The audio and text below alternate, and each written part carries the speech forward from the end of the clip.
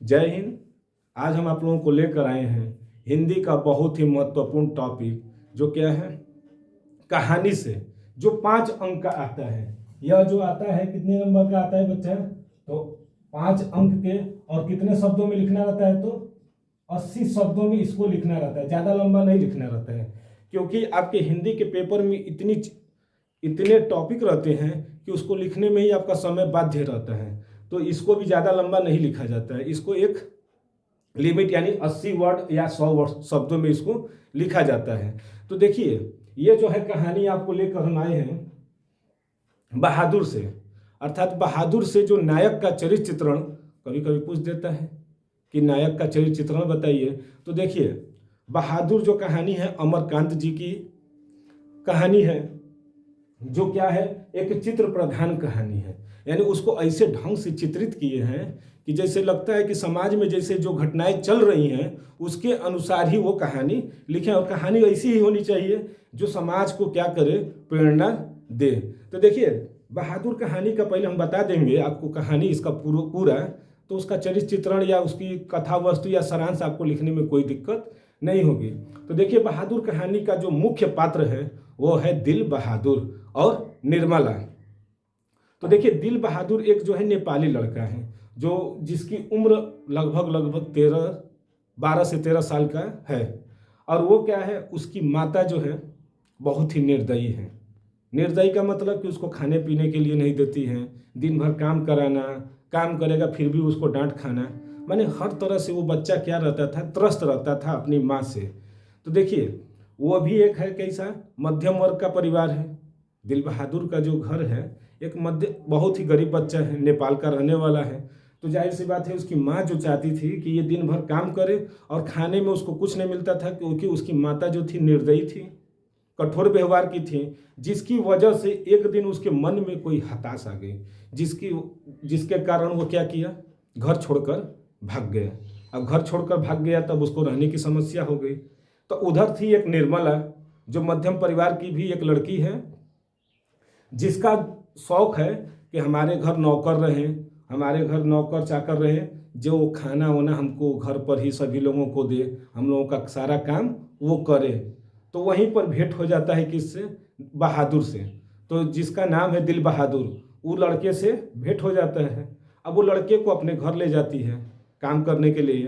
तो वो लड़का जो है दिल बहादुर निर्मला के घर चला जाता है, और वहाँ पर क्या करता है, बहुत ही मेहनत करता है। निर्मला के घर जाकर वो लड़का बहुत मेहनत करता है, लेकिन कुछ दिन के बाद उसके परिवार वाले, निर्मला के परिवार वाले उसके साथ क्या करने लगते हैं, कठोर व्यवहार करने लगते हैं। वो बेचारा दिन भर काम करेगा फिर भी उसको खाने पीने के लिए कम मिलता था। कभी कभी उस पर चोरी का इल्ज़ाम लगा दिया जाता है, जबकि वो लड़का चोर नहीं था, फिर भी उसको चोरी का इल्ज़ाम लगा दिया जाता है। फिर भी इतना इल्ज़ाम लगाने के बाद भी वो अपने मालिक से क्या करता है, प्रेम से ही बोलता है, जिसके कारण वो किसी से भी मिलता था तो वो ऐसा था कि किसी से भी अगर मिलेगा तो हंस कर ही बात करता था। इसलिए वो उसका नाम भी सब लोग हंसमुख भी बोलने लगे थे कि ये हंसमुख बालक है, यानी किसी की बातों को बुरा नहीं मानता था। लेकिन जिस दिन उसको चोरी का इल्ज़ाम लगा, इसके बाद क्या किया, वो निर्मला का घर छोड़कर भाग गया, यानी चला गया वहाँ से। जब वो चला गया तो निर्मला के परिवार को अब दिक्कत हो गई। क्यों?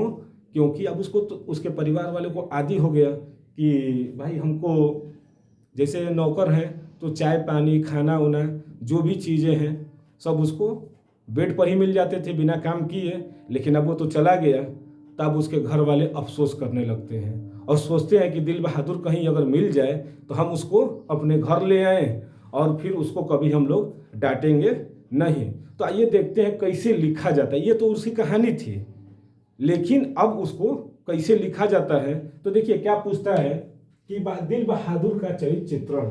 तो क्या है, श्री अमरकांत जी की कहानी बहादुर एक चित्र प्रधान कहानी है। एक नेपाली बालक दिल बहादुर इसका क्या है, नायक है। बहादुर के चरित्र की मुख्य विशेषताएं जो है लिखा जाए निम्नलिखित हैं। इतना पहले लिखना पड़ता है, इसके बाद हम लोग क्या करेंगे, लिखना शुरू करेंगे। क्या, असहाय और भोला, हेडिंग डालेंगे, इसके बाद 2 अंडरलाइन कर लीजिएगा नीचे से। ठीक उसके बाद नीचे स्टार्ट करिएगा लिखना, उसी लाइन में मत लिखिएगा जैसे ये लिखे हैं। कि बहादुर नेपाल का रहने वाला है। अपनी कर्कश या कठोर माता के व्यवहार से पीड़ित होकर वह अपना घर छोड़ देता है तथा निर्मला के परिवार का प्यार पाकर वह सारा कार्य संभाल लेता है। वही जो अभी बताएं आप लोगों को कि उसकी माँ जो बोल दी थी तो वो चला गया, लेकिन वहाँ पर निर्मला के जो मिल गए परिवार वाले तो वहाँ पर उसको प्यार मिलने लगा, तो वो वहाँ का सारा क्या करने लगा, कार्य संभालने लगा। जो अभी बताएं कि छोटा में ही लिखना है, लेकिन हम आपको कहानी पूरा विस्तार बता दिए हैं, लेकिन लिखना है कम में, क्योंकि ज़्यादा नहीं लिखना है, 80 से 100 शब्दों में लिखना है। इसके बाद आता है दूसरी हेडिंग, आप लोग डालिएगा, परिश्रमी एवं ईमानदार। देखिए बहादुर जो है परिश्रमी तो था ही, क्यों? क्योंकि वो सारा काम अकेले ही कर लेता था। तो देखिए क्या है कि बहादुर सुबह 3 बजे से लेकर रात तक कार्य करता है। मार पीट के बाद भी वो अपना कार्य दिल लगाकर करता है। उसको मारा पीटा भी जाता है, फिर भी वो अपना काम दिल लगा कर करता है। वह चोरी नहीं करता, वह चोरी नहीं करता, फिर भी झूठे इल्जाम पर मार खा जाता है। देखिए वो चोरी नहीं है, वो चोर तो है नहीं, क्योंकि जो बहादुर होते हैं, जो परिश्रमी होते हैं, वो चोर नहीं होते। अपने हाथों पर यानी अपने कार्य पर उनको क्या होता है, विश्वास होता है, तो चोरी क्यों करें, फिर भी वो मार खा लेता है। तो इससे क्या निकलता है कि वह ईमानदार भी है और क्या है, परिश्रमी भी है। इसके बाद आता है हंसमुख बालक।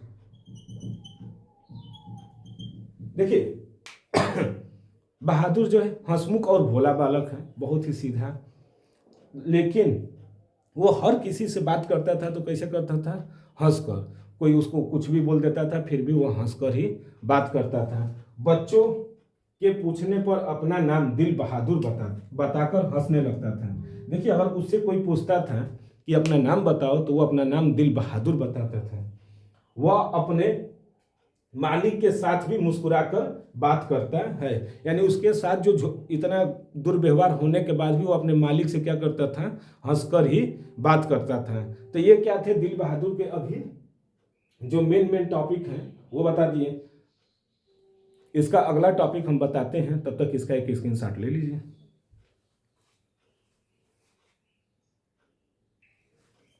देखिए अगला जो हेडिंग है कि वो कैसा है, स्नेही बालक। देखिए जो बहादुर है एक तरह से स्नेही बालक भी है। क्या होता है कभी एक बार कि जब निर्मला का तबीयत खराब हो जाता है तो वो लगती है काम करने, तो वो क्या करता है, निर्मला को मना कर देता है कि आप काम मत करिए। क्यों ना करिए, अगर आप मेहनत करेंगी तो तबीयत और ज़्यादा खराब हो जाएगी। तो इसी तरह और निर्मला में उसको जैसे कभी कभी काम करती थी तो काम करता था दिल बहादुर, तो निर्मला उसको मना करती थी कि ज़्यादा काम मत करो। और निर्मला जो है दिल बहादुर की खाने पीने की हर एक व्यवस्था को वह देखती थी कि वो खाया क्या है, कब खाता है, कब पीता है, माने उसके हर एक चीज़ को जो खबर रखती रहती थी। तो जिसके कारण जो है दिल बहादुर को उसमें अपनी माँ का छवि दिखाई देता है।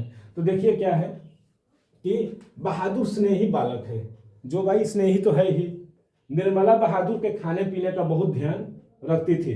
बहादुर को उसमें अपनी माँ की छवि दिखाई देती है। निर्मला की तबीयत खराब होने पर यदि वह उसे काम करते देखता है तो कहता है, देखिए जब निर्मला का तबीयत जब कभी खराब हो जाता है तो काम करेगी तो बाद दिल बहादुर उसको मना करता है और कहता क्या है कि माता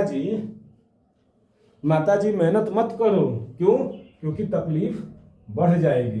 वही कहता है कि माता जी, क्योंकि उसको निर्मला में अपनी माँ का छवि उसको दिखाई देता है, क्योंकि वो माँ की तरह क्या करती है, दिल बहादुर का वो ध्यान रखती है कि खाने पीने का, सोने का, माने हर एक चीज़ का जो ध्यान देगा तो उसको उसमें क्या दिखने लगती है, माता जी की तरह, अपनी माँ की तरह उसमें छवि दिखाई देने लगती है। तो इसीलिए वो कहता है कि माता जी मेहनत न करो। कहते नहीं है कि अरे माई तू ढेर बोला तली मत बोल, तो उसी तरह। अब आता है आखिरी में इसका क्या निष्कर्ष निकलता है, क्योंकि कहानी को लंबा नहीं लिखना है, छोटा ही लिखना है, तो ज़्यादा लंबा लिखने से समय भी व्यर्थ होगा। तो देखिए निष्कर्ष में क्या निकलता है कि इस प्रकार बहादुर भोला भी है, ईमानदार भी है, हंसमुख है और स्नेही बालक भी है। यानी भोला, इतना व्यवहार उसका क्या है, अच्छा है कि हर कोई उससे क्या करता था, स्नेह करने लगता था। तो देखिए, अपने इन्हीं गुणों के कारण वह सबके मन को क्या कर लेता था, अपनी ओर आकर्षित कर लेता था। तो इस तरह से क्या था, दिल बहादुर के चरित्र चित्रण, यानी उसकी जो है दिल बहादुर का चरित्र चित्रण, जो कि 5 नंबर में आप लोगों को पूछा जाएगा। और भी हिंदी के हम टॉपिक अगले वीडियो में लेकर आते रहेंगे, तब तक इसका एक स्क्रीनशॉट ले लीजिए।